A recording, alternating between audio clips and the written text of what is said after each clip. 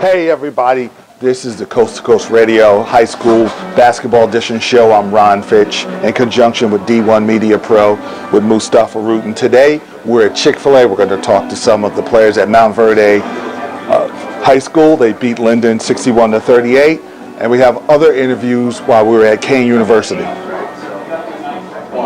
I'm here at Grant Shepard of Montverde Academy, the center, and yesterday you had 12 points.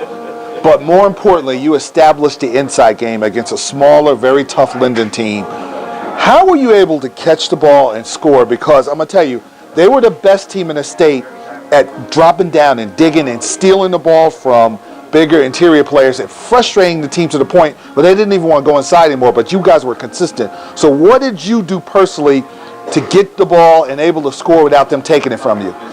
Personally, I just starts with stealing them, and then as soon as you get the ball, can't bring it down low. Just gotta keep it up high and try to finish. That's what my coaches are always on me about. So I just gotta keep doing that, and it seemed to work. Kevin Boyle and their coaching staff, they're the very best at post play. Some of the best post players have played there. Ian Harrington, Dakari Johnson.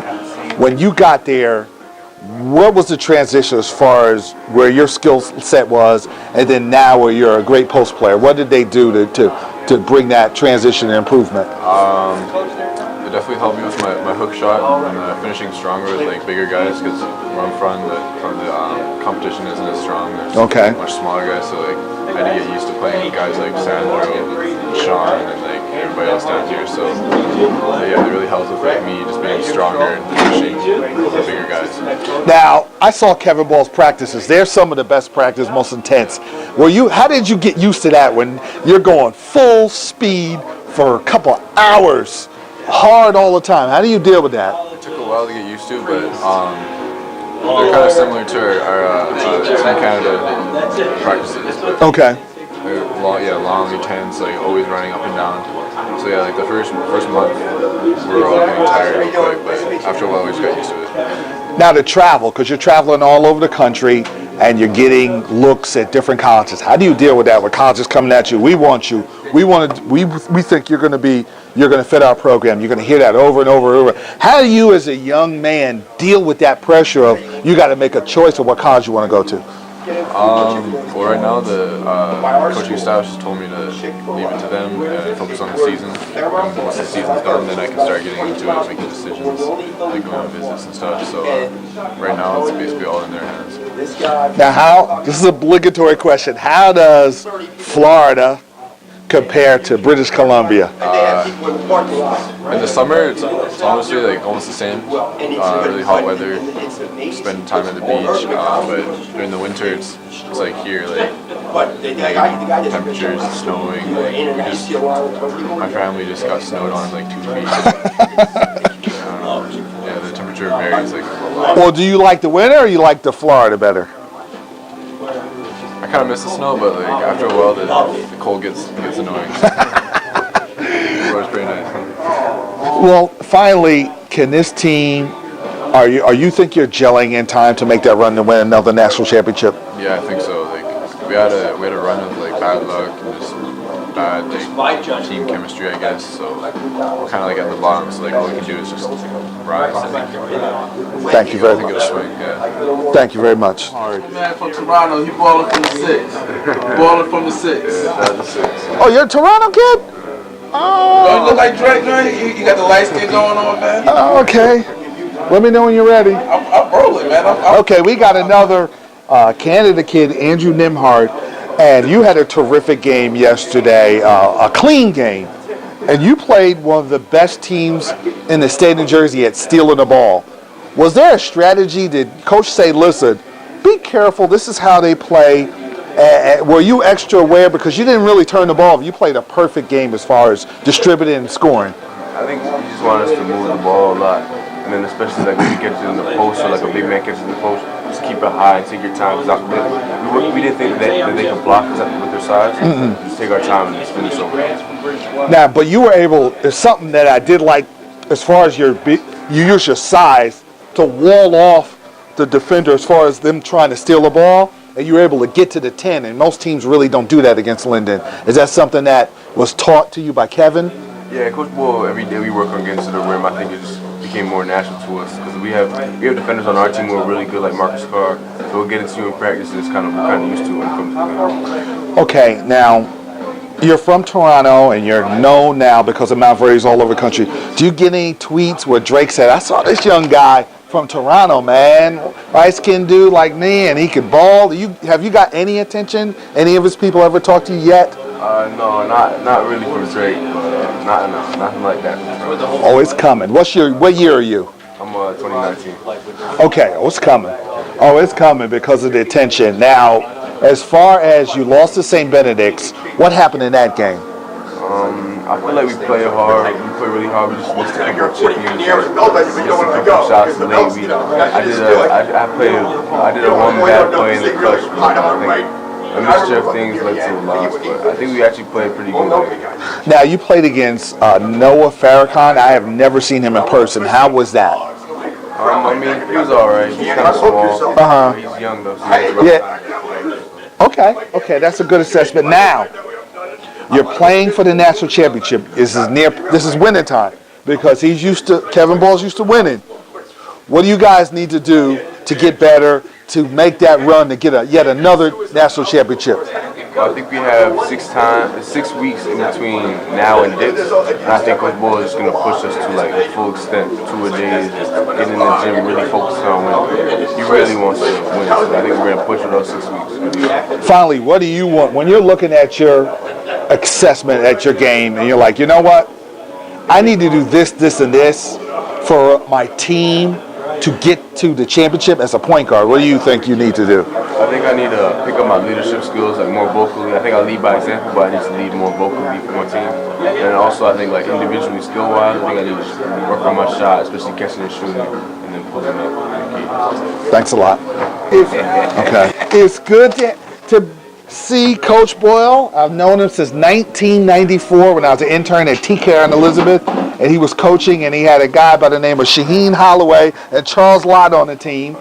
That was when St. Pat's started to grow. Now you're here at Montverde, and they played a great game yesterday.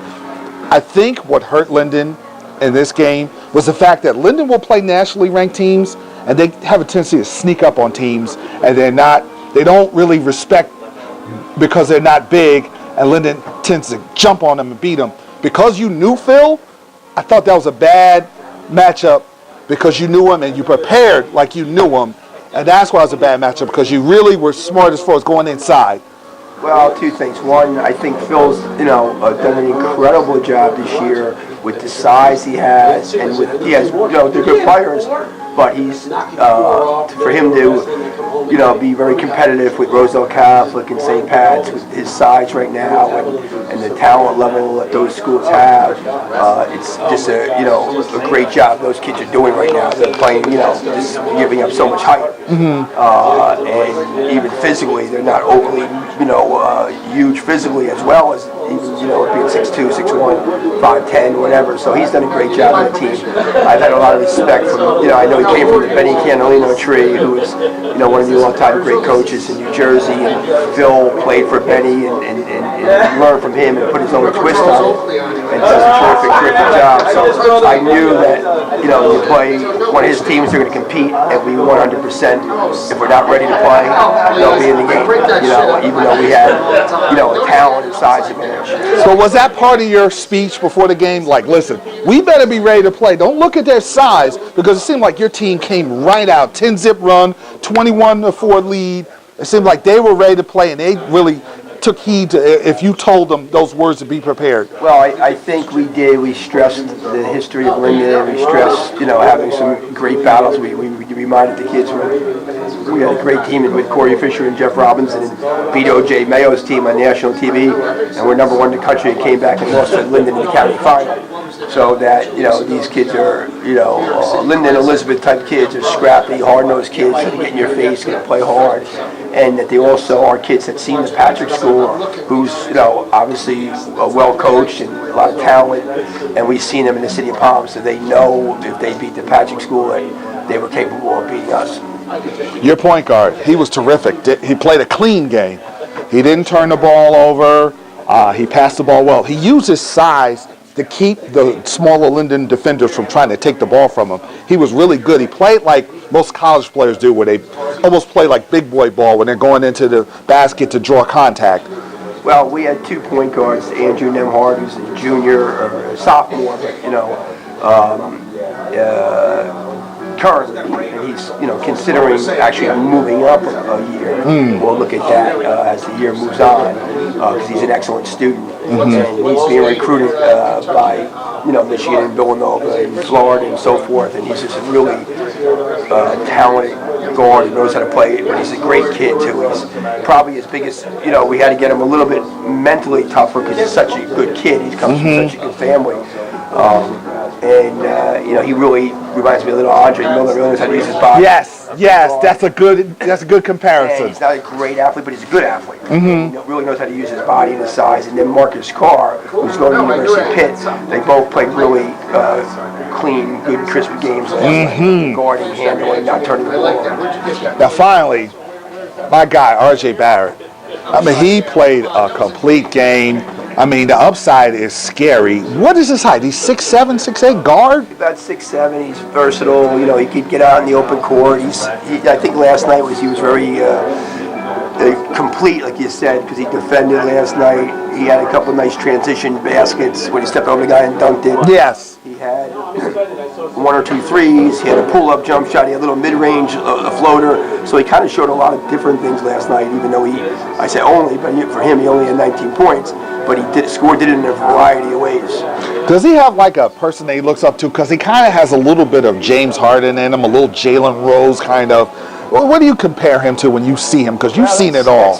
That's probably interesting, the James Harden thing, because James Harden became a great player, and to be James Harden it's incredible if there could be that. But at the same age, he's probably ahead of James Harden, even though that doesn't mean anything about where you'll be down the road, because there's so many guys that just when they get to the next level haven't been able to continue with success. But I think his father is, basically runs Canada basketball. He played at St. John's. He really gets it in the sense of he's analytical, so he's had that type of training and understanding throughout. He did a lot of homework, his father, where to send him to high school, so he wanted to put him in a position where he was being pushed and coached hard every day, and also playing against good competition every day.